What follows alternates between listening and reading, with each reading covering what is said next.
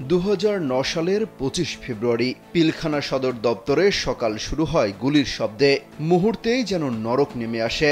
25 ও 26 ফেব্রুয়ারি সংঘটিত নারকীয় নৃশংস মর্মান্তিক ওই ঘটনায় 57 জন সেনা কর্মকর্তা সহ 74 জন নিহত হন। মর্মান্তিক ওই বিদ্রোহের ঘটনার পেছনে তৎকালীন স্বরাষ্ট্র প্রতিমন্ত্রী তানজিম আহমেদ সোহেল তাজের ভূমিকা নিয়ে প্রশ্ন উঠেছিল। এখনও অনেকে আঙুল তোলেন তার বিরুদ্ধে। সম্প্রতি দেশের একটি গণমাধ্যমের সাথে এ নিয়ে খোলামেলা কথা বলেন সোহেল তাজ। দৈনিক মানবজমিনকে দেয়া সেই সাক্ষাৎকারে তিনি বলেন, বিডিআর বিদ্রোহের কথা প্রথম জানতে পারেন যুক্তরাষ্ট্রে বসে। ওয়ালটন ফ্যানের অ্যারোডাইনামিক ব্লেড ঘরের কোনায় কোনায় ঠান্ডা বাতাস ছড়িয়ে হাওয়া বদলে নেয়। সেখানে বসেই উদ্বিগ্ন হয়ে পড়েন তিনি। একে একে ফোন করেন তৎকালীন পুলিশের আইজি, স্বরাষ্ট্রমন্ত্রী, এমনকি এক পর্যায়ে কথা বলেন প্রধানমন্ত্রী শেখ হাসিনার সঙ্গেও। তৎকালীন প্রধানমন্ত্রী তার পরামর্শ না শুনে তাকে ধমক দিয়ে বলেছিলেন, আমেরিকায় বসে তুমি বেশি বুঝো না, আমি দেখছি। সোহেল তাজ ওই সময়ের ঘটনার প্রবাহের বর্ণনা দিয়েছেন গণমাধ্যমটির কাছে। তিনি বলেন, নিউ ইয়র্ক সময় রাত 11:30টার দিকে তার এক আত্মীয় দেশ থেকে ফোন করে বলেন, সোহেল, এখানে তো অনেক গোলাগুলি হচ্ছে। তখন সঙ্গে সঙ্গে তিনি ফোন দেন তৎকালীন আইজিপি নূর মোহাম্মদকে। জানতে চান পরিস্থিতি কি হচ্ছে সেখানে।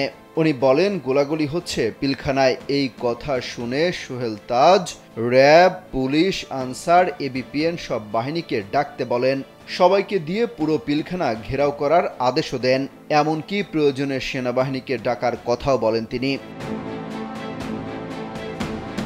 কারো কাছে তেমন কোনো পাত্তা না পেয়ে সোহেল তাজ বলেন, তার মাথা তখন গরম হয়ে গিয়েছিল। এরকম ক্রাইসিস হলে পুরো এলাকা ঘেরাও করতে হয়, যাতে ভেতরে যারা আছে তারা যেন বুঝতে পারে তাদের পালাবার কোনো পথ নেই।